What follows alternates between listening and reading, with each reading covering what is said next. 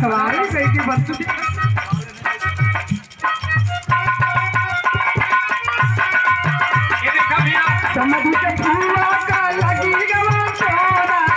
ये देखिए हमारे धर्म के धर्मराज यादव गुरुजी 100 रुपए का पुरस्कार दोनों कलाकार को दिए हैं। बहुत बहुत चरणों में कोट कोट नमन है।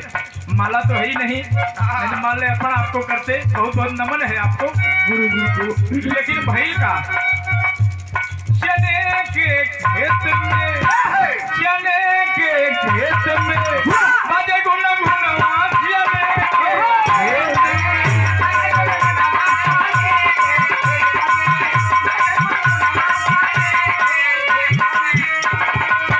वही खेतवा में बोआई दिया गंजा, वही खेतवा में बोआई दिया गंजा।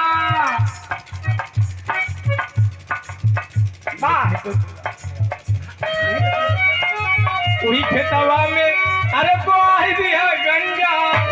समधिन के पहिल के लई गवा भैसा चल के खेत में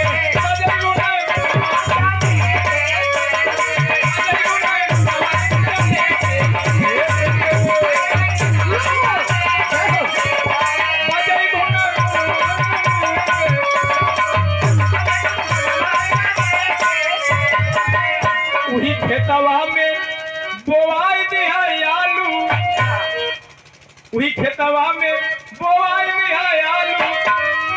अरे समदिन के पहली के लई गवा भालू चने के घेर।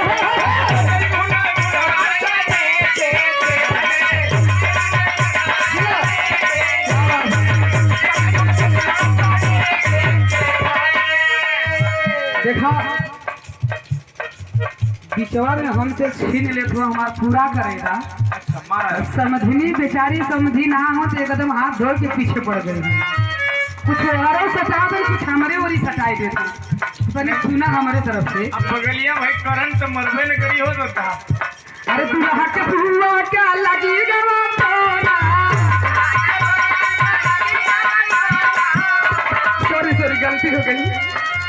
अरे समझी के फूलों क्या लगी गवा तोरा।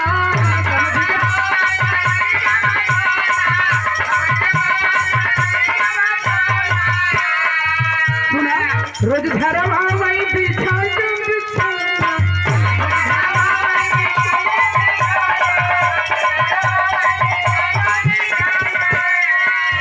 लगे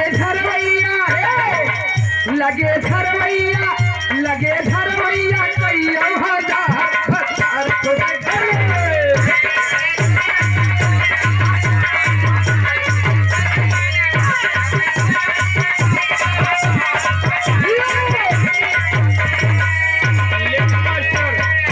वही खेतवा